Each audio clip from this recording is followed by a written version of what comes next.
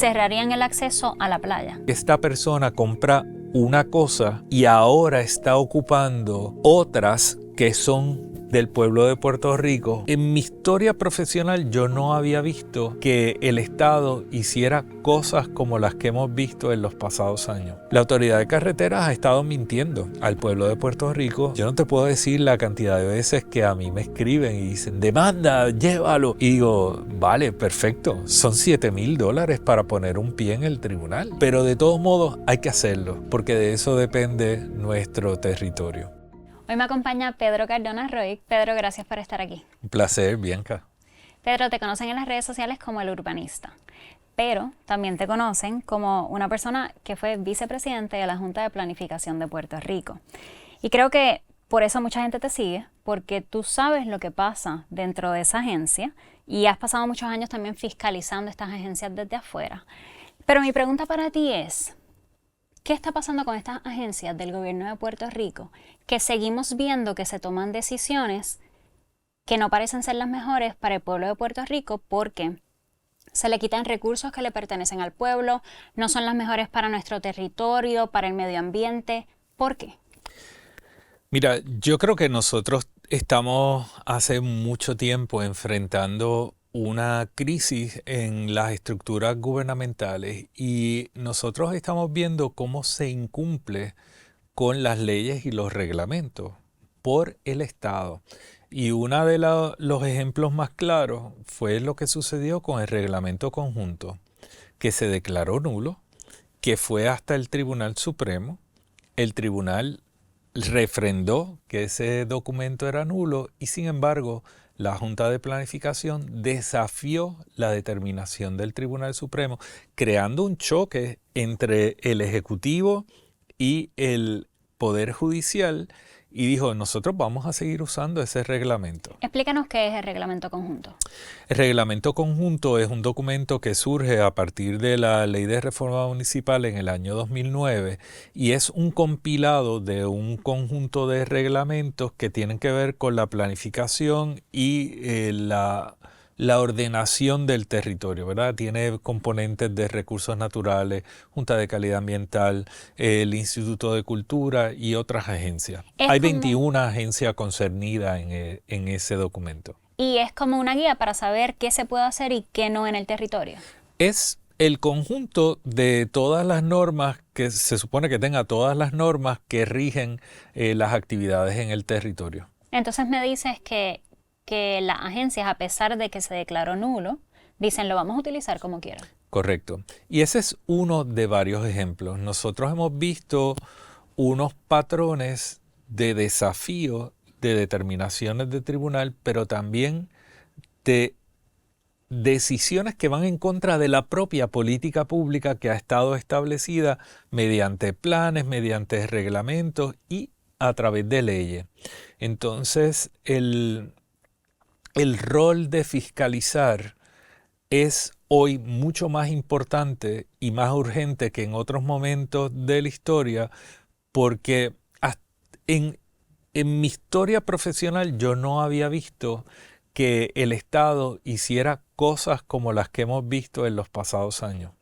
Y yo creo que esa es la parte más loca porque como periodista, o sea, nuestra función es decir, esto es lo que dice la ley, estás proponiendo algo que no es lo que dice la ley. Y nos dice el gobierno por una parte, no, pero es que tiene todos los permisos, está aprobado, está bien, pero es que la ley dice esto. Y hay varios casos así que uno dice, pero no entiendo, estamos viendo el mismo documento, estamos viendo que dice que eso no se supone que se permita ahí. Hay varios ejemplos de eso, pero quisiera que me hables de lo último que está sucediendo con el escambrón. Sí, mira, el 1 de abril la Junta Adjudicativa, que es la entidad que sustituyó a la Junta de Planificación y está adscrita a la Oficina de Gerencia de Permisos, emitió una resolución aprobando una consulta de ubicación para el redesarrollo del Hotel Normandy y unas intervenciones en el Sisto Escobar y en el Parque del Escambrón. Esto ya de por sí suena curioso, porque hay un individuo que es, o una corporación, Normandy OZ, un ente privado que está presentando acciones en la propiedad que es legítimo titular, el Hotel Normandy, pero también dentro de bienes de uso público y bienes de dominio público.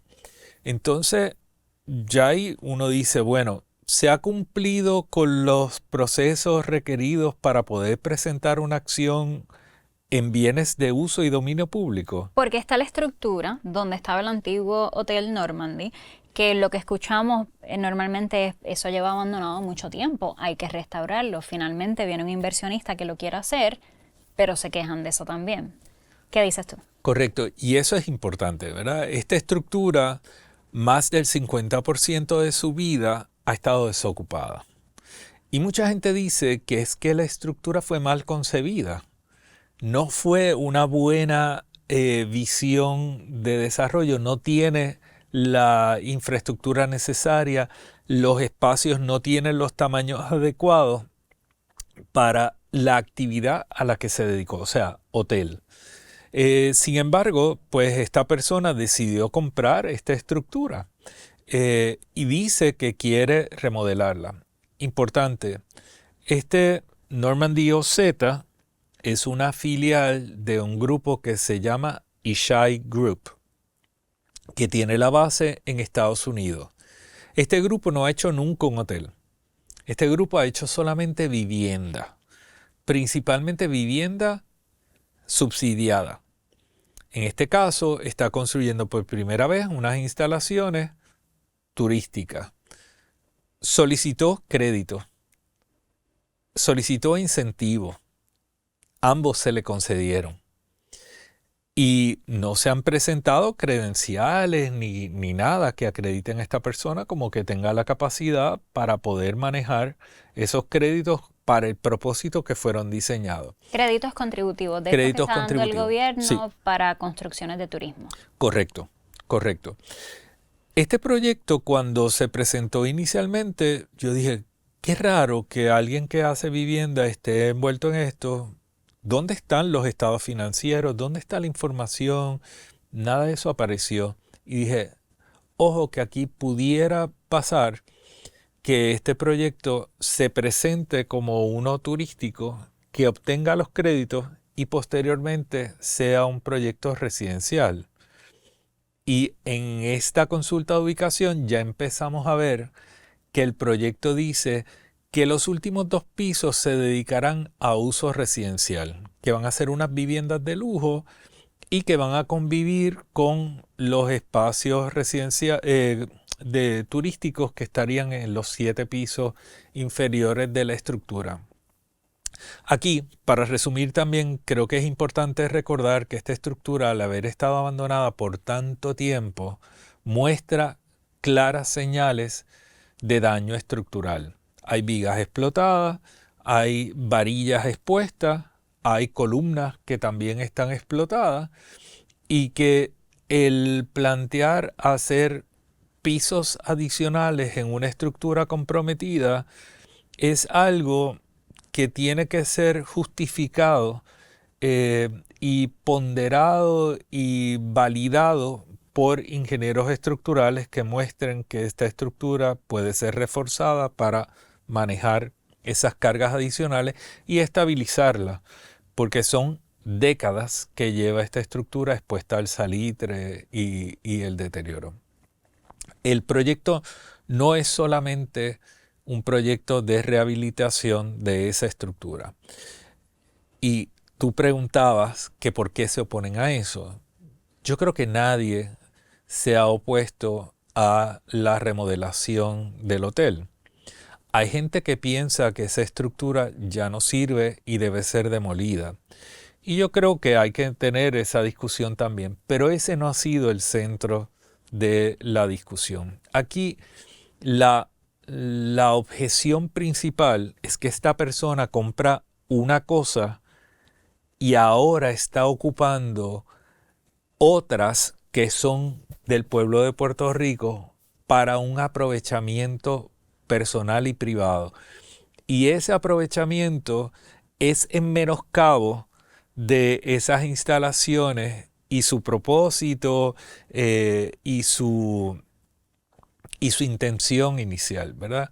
la playa del Escambrón ha sido históricamente la playa popular de San Juan, a la que va cualquier persona irrespectivo de su capacidad económica.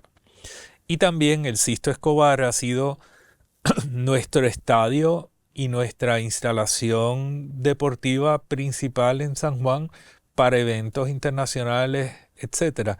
Aunque ha perdido vigencia en los últimos años, fue estadio sede de centroamericanos, de panamericanos, de Justas del Alay y hasta ahora ha sido sede de atletas de alto rendimiento que han estado entrenando en este lugar, porque tiene clasificación, certificación del Comité Olímpico y también de la FIFA. Así que el campo de fútbol es un campo que cumple con las normas de la FIFA.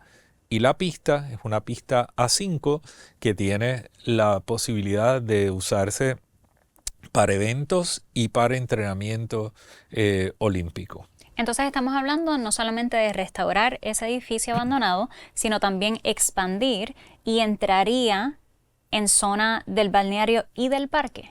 Correcto. El proyecto ocupa y acapara cerca de una tercera parte del área total del Parque del Escambrón. Y en ese acaparamiento enajena o privatiza bienes de dominio público y acceso a bienes de dominio público. Y en adición, establece estructuras y ocupa bienes de uso público. Importante, los bienes de dominio público, ellos crean como unas paredes y unos muros con unos puntos de control que entonces una persona que quiera llegar a los bienes de dominio público va a tener que pedir permiso y el acuerdo dice que el operador del hotel puede cobrar por entrar a estos espacios y puede cobrar por el uso de los equipos que hay allí. Tendrán los típicos Chase Lounge, tendrán mesas, tendrán distintas cosas y una persona tendrá que solicitar autorización para entrar. Y el hotel puede determinar si hay capacidad para acoger a público de fuera o no hay capacidad. Si el hotel está lleno, pueden decir, esto no cabe nadie más. Incluso si el hotel no estuviera lleno, pueden decir, aquí no cabe nadie más y no habría manera de corroborar si lo que está diciendo el hotel es o no la realidad. Y cerrarían el acceso a la playa. Cerrarían el acceso a lo que se conoce como la playa número 10, que la playa número 10 es donde se hace entrenamiento de scuba y donde la gente, típicamente los que están preparándose para un tríalo y quieren una experiencia como si estuvieran en mar abierto, ese es el lugar donde van, ¿verdad? Y también es un lugar como alternativa a la Laguna del Condado, que tantas veces está contaminada con coliformes fecales, etcétera. Este lugar suele mantenerse mucho más limpio. Es un área también donde hay una serie de especies de tortuga en peligro de extinción que están en ese lugar. Es muy chulo porque tú puedes estar nadando al lado de tortugas en este espacio. Pero eso quedaría separado del uso público. Solamente el hotel tendría acceso directo y, como te digo, pueden o no permitir que una persona entre. En adición a eso, aquí se pretende construir un centro de entretenimiento, una piscina infinity y toda una serie de otras instalaciones dentro del parque de El Escambrón. Y un estacionamiento para 565 automóviles en el lugar donde está la pista del Sisto Escobar y el campo de fútbol. Ellos dicen que van a poner la pista y el campo de fútbol encima de la estructura de estacionamiento. Pero eso haría que pierda la certificación del Comité Olímpico y de la FIFA, porque estas certificaciones existen porque también hay gradas que permiten al público ver el evento que se está celebrando en este lugar. Si no, se convierte solamente en un área de entrenamiento, ya no va a poder ser un estadio con certificación olímpica porque no se pueden celebrar eventos en él, ¿verdad? Sin público no hay evento. Entonces, esto es lo que quieren hacer los inversionistas. ¿Qué fue lo Correcto. que les aprobó el gobierno? El gobierno les aprobó todo lo que presentaron. Eso que presentaron está descansando sobre el reglamento conjunto que curiosamente hablábamos ahorita. Eh, y entre otras cosas, esta consulta de ubicación cambia la planificación vigente en este lugar sin tener la capacidad para hacerlo, ¿verdad? En esta área está el Plan Territorial de San Juan, que tiene unos distritos dotacionales para estas instalaciones. Y en distrito dotacional tú no puedes hacer un estacionamiento multipiso y tú no puedes hacer unas instalaciones para un centro de entretenimiento de un hotel, ni piscina, ni nada de eso, ¿verdad? En el hotel tú puedes hacer eso. Y el hotel está zonificado o calificado de otra manera. Pero ellos están proponiendo esto dentro del parque, que es dotacional, según el plan territorial. El plan territorial de San Juan sigue vigente. La interpretación que hizo la Junta Adjudicativa es que a través del reglamento conjunto se puede hacer una conversión de esos distritos. Y esa conversión a un dotacional general, según definido en el reglamento conjunto, permite alguna de esas actividades. Pero ese es el reglamento nulo. Ese es el reglamento de emergencia que se aprobó el día que se declara nulo el reglamento conjunto, que es una copia del reglamento que había sido declarado nulo. Pero un reglamento de emergencia, y aquí estas cosas se complican como todo en el país, un reglamento de emergencia según el Código Municipal y según la Ley de Reforma de Permisos puede adoptarse, pero al cabo de 90 días tiene que celebrarse una vista pública para que la ciudadanía pueda comentar ese reglamento que hubo que adoptar porque había una emergencia X y había que hacerlo de forma expedita. Eso fue en el verano de 2023. Estamos en el 1 de abril de 2025. Lo que establece la ley es que transcurridos los 90 días, inmediatamente el reglamento queda nulo y entra en vigencia el reglamento que estaba antes. Reglamento que estaba antes no puede ser porque fue declarado nulo también. El anterior no puede ser porque fue declarado nulo también. Se tiene que retrotraer al reglamento de 2010, que no tiene un distrito dotacional general. So, lo que me decías ahorita, que hay leyes, pero no se siguen y no pasa nada. Correcto. Y entonces eso impone una carga grandísima en la ciudadanía y en individuos que tienen que llevar pleitos ante los tribunales para exigir al Estado el cumplimiento con sus propias normas. Porque aquí no estamos hablando de otra cosa, ¿verdad? Y en el caso, y fíjate que yo hice la distinción, en el caso del Hotel Normandy, yo creo que no hay mucho que discutir. Si el Instituto de Cultura doblega o lo que sea y decide favorecer la intervención en la estructura histórica y el proponente tiene la capacidad de intervenir ahí, pues mira, que lo haga. El problema son las acciones que se desvían de esa política pública y cuando el Estado las valida, ahí sí que hay un problema. Estamos hablando de las leyes que existen, que a veces no se siguen, pero vemos, creo yo, un intento de entonces cambiar esas leyes para que se puedan hacer cosas o para legalizar esos actos que a todas luces ahora mismo son ilegales. Estoy hablando específicamente del proyecto de ley que se propuso para cambiar la zona marítimo terrestre. Dinos primero qué es la zona marítimo terrestre y qué propone este proyecto de ley. Mira, la zona marítimo terrestre es básicamente ese lugar donde el mar hasta donde el mar llega, que en muchas ocasiones pues coincide con lo que nosotros llamamos la playa, ese lugar donde está la arena, ese lugar donde desoban las tortugas, es esa parte, esa zona que tiene arena es parte de la zona marítimo terrestre.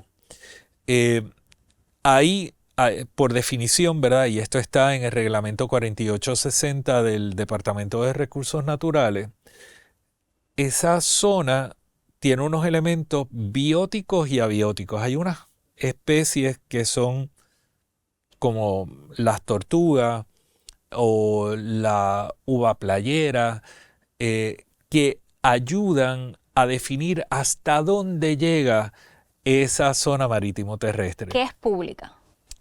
Es pública y es un espacio de interacción entre especies de fauna y flora que no solamente, y esto es importante, no es solamente que esto nos pertenece a nosotros, es que es un elemento que sirve para la transición de especies y la protección de vida y propiedad tierra adentro. Si nosotros no tenemos claramente definido la zona marítimo terrestre, nosotros podemos cometer la imprudencia de construir en un área de riesgo que luego vamos a acabar con unos escombros y con unas consecuencias, como pasó en Playa Córcega en Rincón, ¿verdad?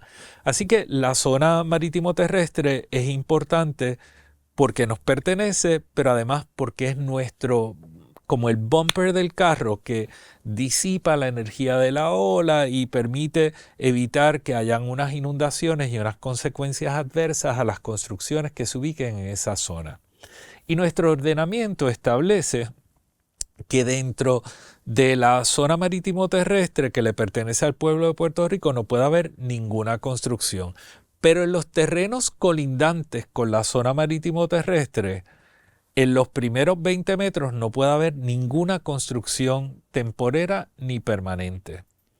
Y en los próximos 30 metros, entonces pueden haber estructuras temporeras. ¿Por qué?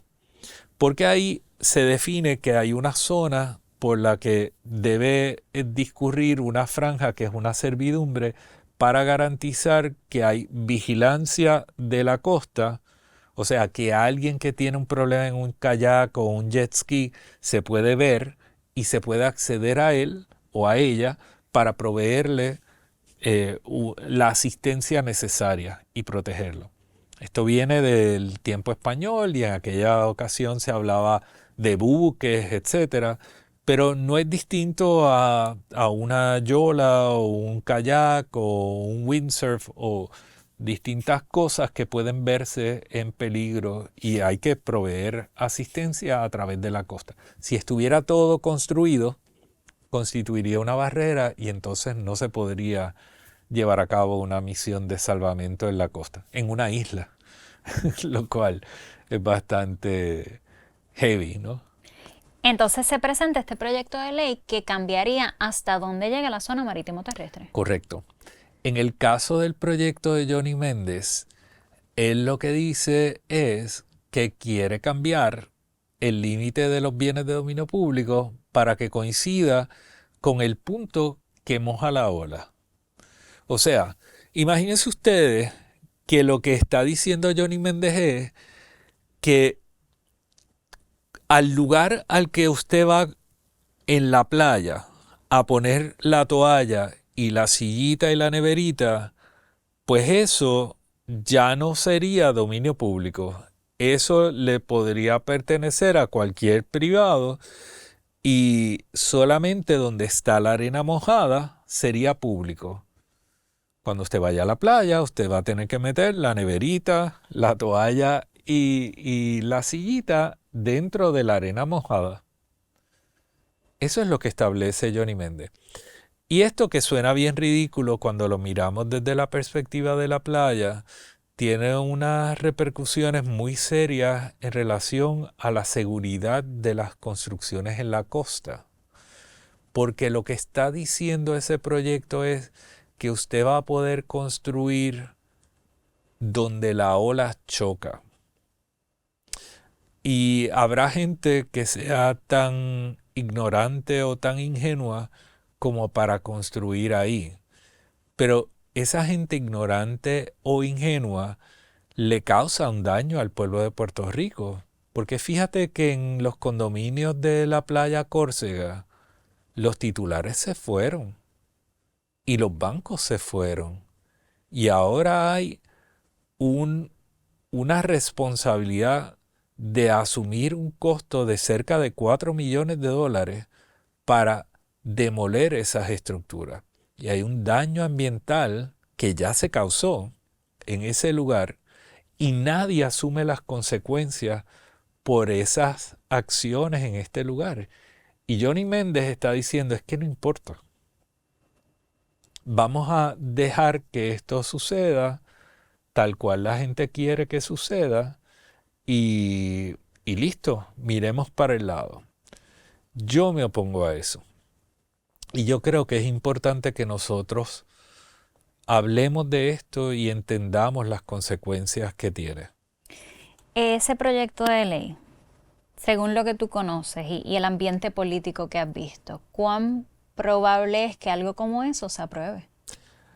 Estoy, quisiera pensar distinto, pero la legislatura aprobó el nombramiento de Héctor Morales para presidir la Junta de Planificación y la legislatura aprobó el nombramiento de Waldemar Quiles.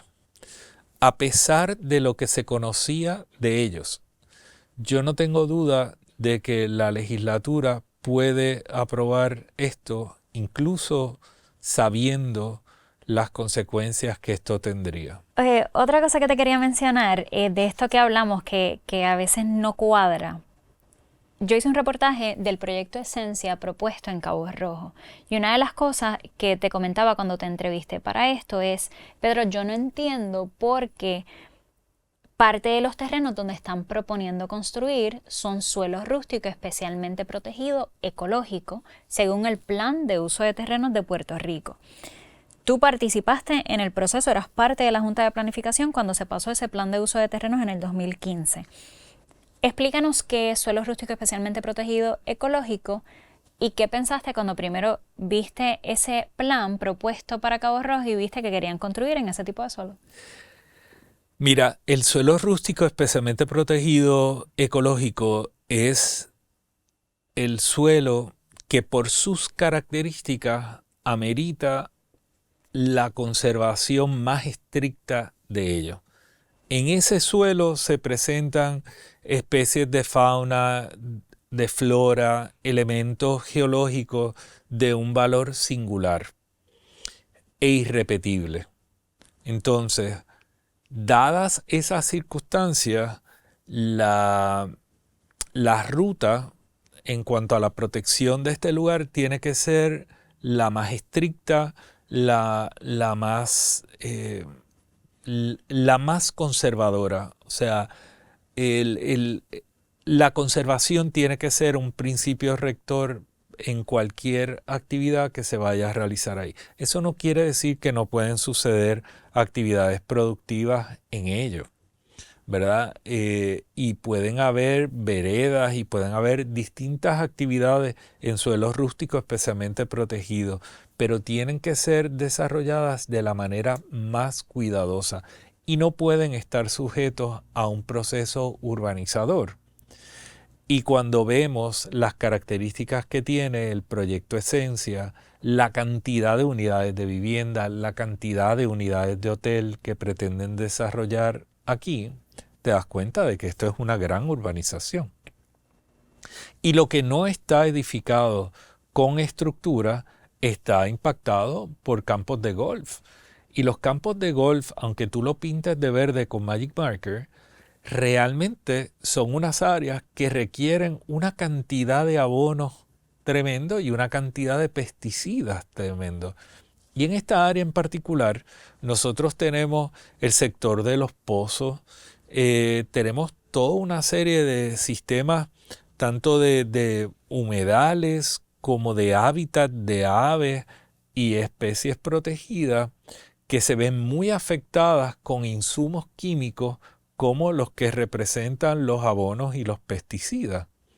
En este sector está un santuario de aves, no dentro, pero sí colindante justo al lado con la finca donde se pretende desarrollar esencia.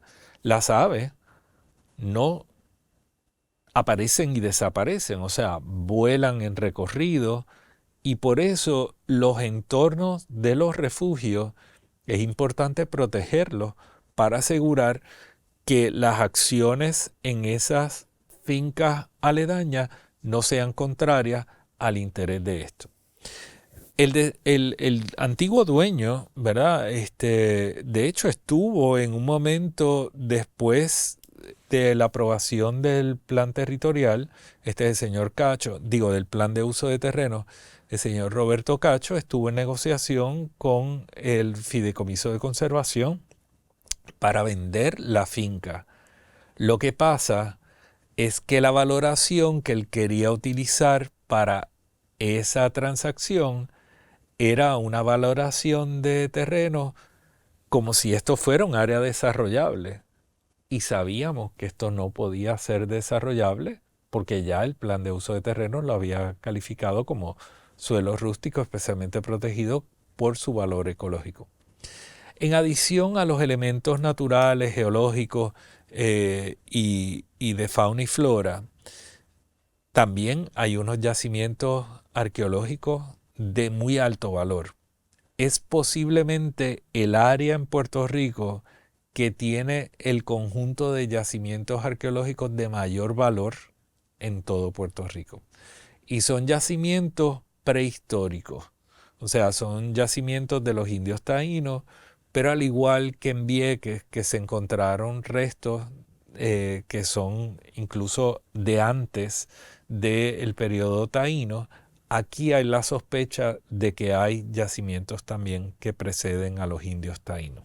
Que es otra razón por la cual no se supone que se construya en esa área. Correcto, correcto. Cuando te entrevisté sobre este tema, tú me dijiste, aquí hay claramente una conexión entre los de adentro y los de afuera para hacer actos que son ilegales. Y te referías a esta situación de la aprobación de permisos en Puerto Rico.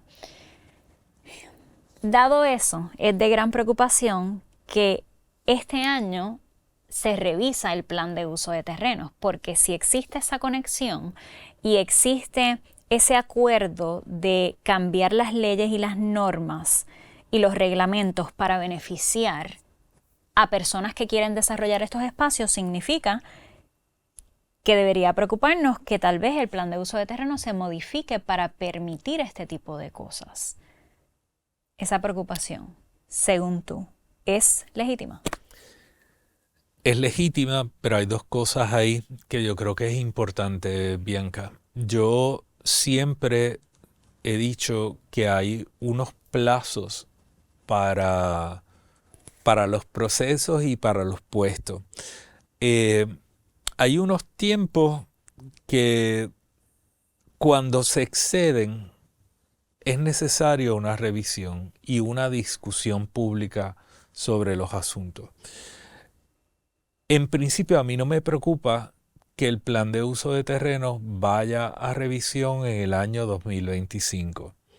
Y si ese proceso de revisión incluye una discusión ponderada de los criterios que se utilizaron para la preparación del plan en el año 2015, pues mira, creo que todos ganaríamos.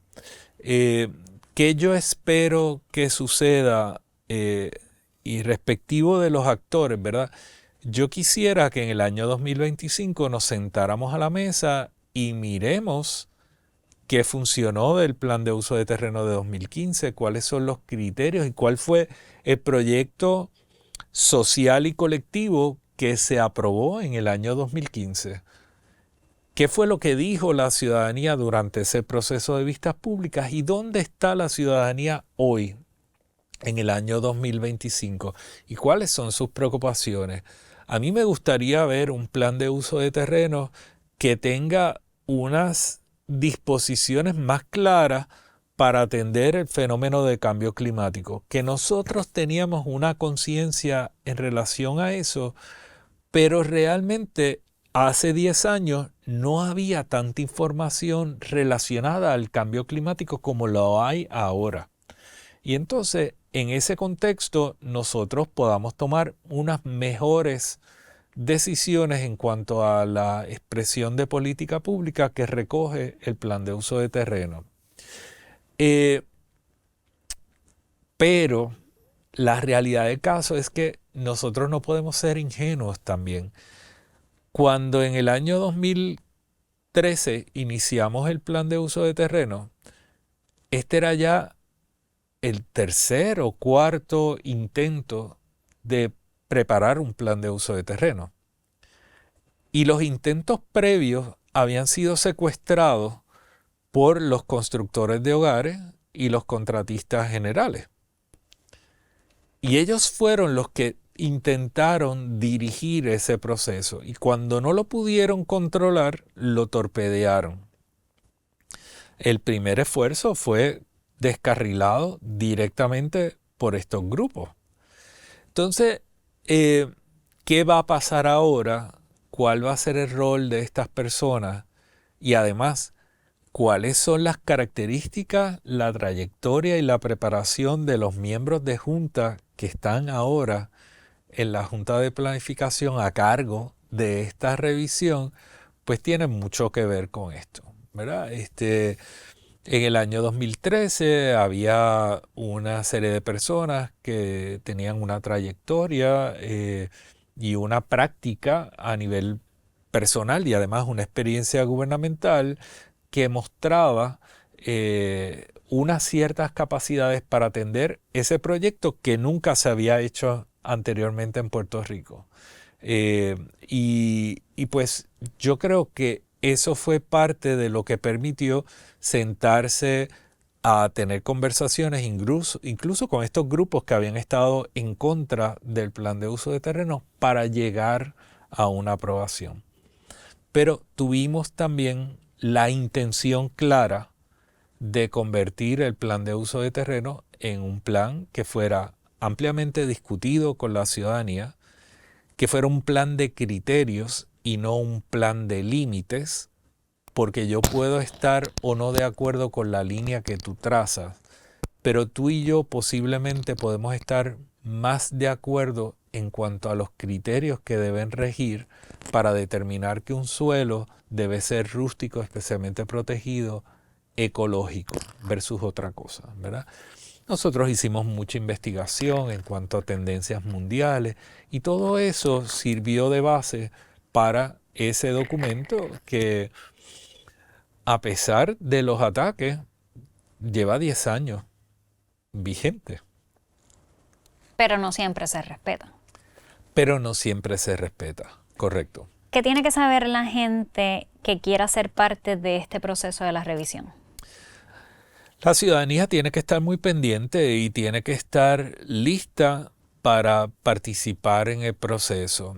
Yo, a través de la Fundación El Urbanista, he estado trabajando en cuáles son los criterios que deben regir la revisión del plan de uso de terreno, porque yo creo que también hay que hacer propuestas, no solamente esperar a ver qué traen para entonces reaccionar.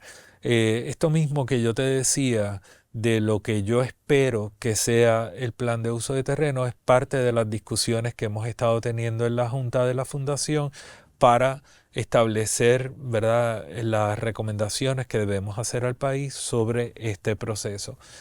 En parte también por la experiencia, pero además por la responsabilidad que uno tiene ante documentos como este, ¿verdad? Que se logró aprobar inicialmente y que tienen algún tipo de vínculo con uno, aunque realmente esto tiene un vínculo con el país. Y yo creo que eso es lo más importante. Pero uno sigue siendo un profesional que se dedica a este tipo de cosas y que le interesa que nosotros tengamos un buen plan de uso de terreno. Por último, Pedro, me gustaría que me hables un poco de la situación en Rincón, donde se está proponiendo este paseo ciclista y creo que veo los comentarios por ahí que son lo que casi siempre escuchamos de que protestan por todo, porque dicen un paseo ciclista, ni siquiera algo que es un proyecto de una agencia de gobierno y que se supone que es algo bastante bueno, ¿no? Para que la gente se ejercite. ¿Cuáles son los problemas con lo que se está proponiendo ahora mismo? Mira, sí, o sea, yo creo que todos queremos más paseos ciclistas, nosotros queremos, yo como ciclista ciertamente quiero poderme desplazar a más áreas a través de rutas seguras y protegidas. Y siempre recuerdo recorriendo Australia y yendo de Sydney a Canberra y hay una ciclorruta de Sydney a Canberra. Son casi 6 horas en carro y la ciclorruta es ininterrumpida. Entonces, pues uno quiere eso, pero uno tiene que también estar claro de que el problema no es el uso o la actividad como tal, es la forma que toma y el lugar donde se pretende desarrollar esta ciclorruta. Lo que ha hecho la Autoridad de Carreteras y Transportación es que preparó un estudio en el año 98, hace un deslinde en el año 99, parcial, no completo, y ahora en el año 2025 utiliza aquella información que no ha sido revisada para construir unas instalaciones que no cumplen con nuestra propia política pública. Entre otras cosas, el carril invade bienes de dominio público, pero además crea barrera para que la gente pueda acceder a la zona de surf, a la zona que han ido a la costa durante toda la vida, porque en ocasiones esto es una calle elevada que no permite que una persona pase de un lado a otro. Y para hacer esas construcciones hacen muros para aguantar la calle que va arriba y esos muros se presentan dentro de zonas VE, que son áreas inundables, donde nuestros reglamentos establecen que no pueden haber construcciones que impidan el libre flujo del agua, porque claramente cuando tú construyes en un área inundable, tú estás bloqueando ese movimiento natural del agua y vas a provocar que otras áreas se inunden, ¿verdad? Y eso es algo que tú quieres evitar siempre. En el caso de Rincón, pues eso es lo que propone la Autoridad de Carretera. La Autoridad de Carreteras ha estado mintiendo al pueblo de Puerto Rico en las presentaciones que ha hecho. Entre otras cosas, dijo que había un deslinde vigente. Los deslindes tienen una vigencia de 5 años. Este deslinde es del año 99 y vimos la certificación. O sea, no hay un deslinde después del año 99. Y la costa de Rincón es una de las costas que ha tenido la mayor erosión. Por lo tanto, considerando ese factor, lo que dice el reglamento 4860 para los deslindes y el hecho de que además han habido eventos naturales como ha sido los huracanes Irma y María que alteraron la condición de esa costa, tú no puedes estar utilizando un deslinde del año 99. No es posible. Y aquí eso es lo que se ha pretendido hacer. Hay un grupo que demandó en el Tribunal de Aguadilla, que incluye al grupo de Tres Palmas que han estado llevando la voz cantante aquí. Y es importante señalar que el grupo de amigos de Tres Palmas es responsable del comanejo de la reserva marina de Tres Palmas. Así que es una parte que tiene un interés genuino y que además día a día labora para proteger ese entorno y acuerda con el Departamento de Recursos Naturales hacer esto. Ellos no fueron notificados de esto y por lo tanto demandaron a la Autoridad de Carreteras y Transportación. Ese caso tuvo unos errores en la forma en la que se presentó. Esto era un injunction o un interdicto que se presentó y las notificaciones no fueron las adecuadas.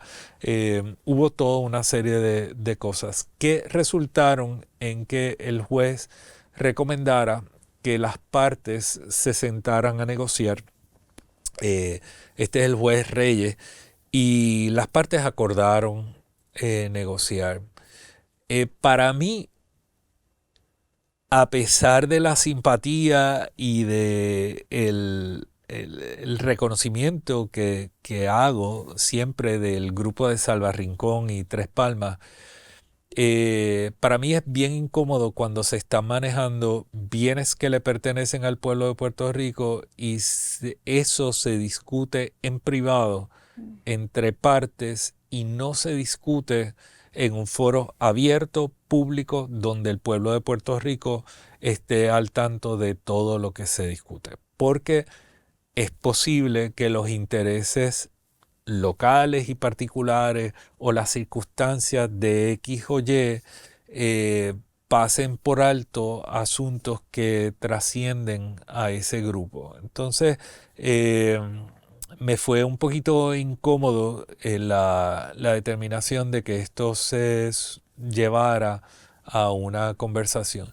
Entiendo que al fin y al cabo esas conversaciones no han prosperado, que hubo eh, falsedad en las expresiones de la Autoridad de Carreteras y Transportación en esas conversaciones y que se ha podido demostrar, ¿verdad? Que aquí, por ejemplo, lo más básico, el deslinde, no hay un deslinde. Si no llega a un acuerdo, ¿qué sucede?